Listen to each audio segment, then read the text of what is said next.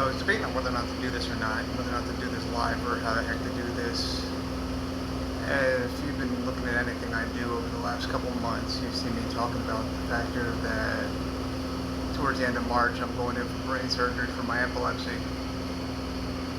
It's probably the scariest damn thing I can possibly imagine. The fact of being in the hospital for being there for a couple weeks to a couple months, I really don't know.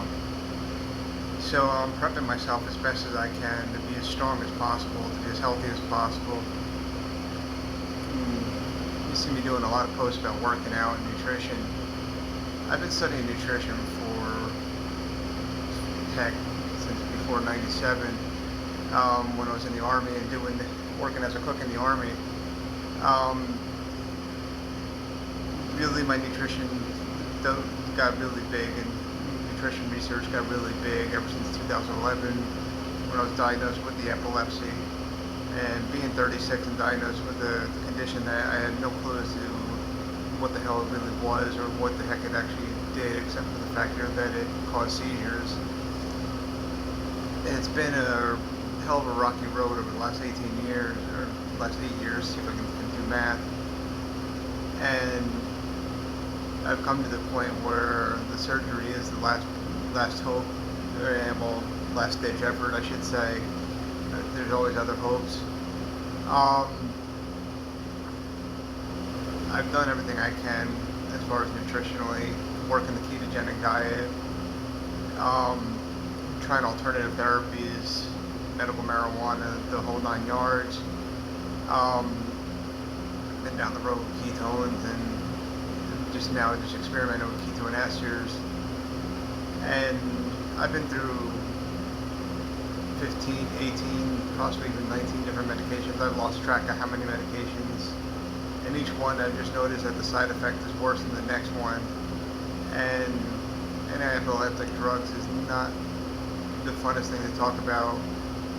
And out of all the things that I've done, doing diet and nutrition, that really has been the only thing that's been helpful in my case as far as for epilepsy. As far as for slowing down my seizures, it's, like I said, been a rocky road trying to figure out what does what. And when it comes to what foods I can eat, what foods I can't eat, what supplements I can and can't take, it's been a crazy balancing trick. And customizing it for myself is exactly that. Each person that has a condition like this would have to customize it for themselves. But with the experience I have, I'd love to be able to be out there and help people more and get the word out and help people more about this condition and other conditions that are out there that people don't realize that just changing their nutrition could change their lives around big time. Putting in the right nutrient at the right time, putting in the right food at the right time. And I'm not just talking about ketogenic. I mean, paleo, anything out there could possibly benefit you. And people need to wake up and realize the factor of how powerful nutrition is.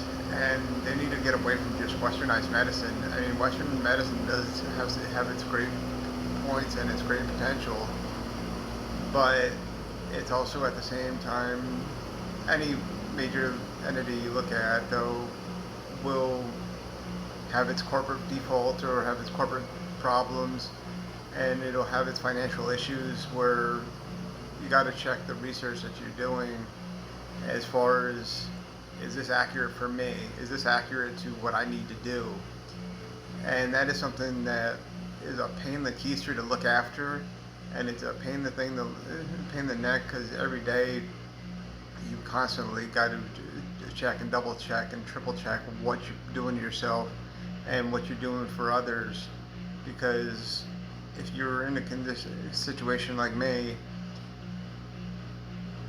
there's so much misleading information out there, and you can't take everything just black and white. You have to look into the gray areas. You have to look in and say, is it right for me? At this time, what is working best for me? And it sounds selfish, but you know what? You're the one with the condition. You're the one with the issue. I'm not talking like that I'm here as a doctor. I'm not here as like the health practitioner by any means. I'm by no means anything like that. I'm not saying anything I'm saying is going to cure anything. But you need to do your own research. And the reason I say do your own research is you have to make up your own mind. Do you want to be putting pills down your throat every day? Do you want to get injections every day? Do you want to be getting constant surgeries? Are there other alternatives to those options? There could be, there may not be. However, that again is something that you out there have to look into for yourself. Because you know what? I could sit here all day and saying, you should do this, you should do that, you should do this. But you know what? It doesn't work. There's no one size fits all for everybody. And that is the thing I try telling everybody every day. Never quit. Never quit researching. Never quit looking for what works best for you. That is my ultimate thing to drive across to people. And if I want to leave one thing behind is having people saying, I never quit because of you. And that would be the ultimate thing for me, because it really sucks being in a situation where you feel all alone. You could have your family that loves you, you could have your friends that love you, but because they're not going through it, they might be going through it with you, but they're not actually going through it, if that makes sense. You can get to a point where you feel alone and hell, scared. I mean, I've been through all sorts of crazy crap in my life, and I'm not going to go down the road talking about addictions and all that other stuff, but that's neither here nor there at this point. What I'm talking about is fighting for yourself. Don't take everything at face value. And please remember this. I'll say it again now, I'll say it again and again and again and again. Never quit. Now, the factor that I'm going in the hospital in in about a month and a half's time, the factor I'm going to the hospital and I'm getting this brain surgery done is, like I said at the beginning, probably one of the scariest things I've ever done. And it's one of my final options as far as for praying to stop these damn seizures, because I don't know when the next one's going to hit. I don't know. It could be today, it could be tomorrow, it could be a week, it could be a month, it could be a year. I don't know. And that's the problem with this condition, is the factor that it's so widespread, but there's so little known about it. And I want people to realize that there's so many other things out there that need to be done, that I need to get done. And I will not quit until I figure a way of stopping seizures, not just for myself, but stopping seizures for as many people as possible. I will help guide people. I will help lead people to make up their own mind. I will show people things I've done. Maybe it'll help them, maybe it won't. And that is why I went and got my certification as a nutritionist. That is why I went and got my certification as a personal trainer. I want to help people in every which possible way that I can. I'm just one man, and I'm fighting for myself, and then I'm fighting for my family.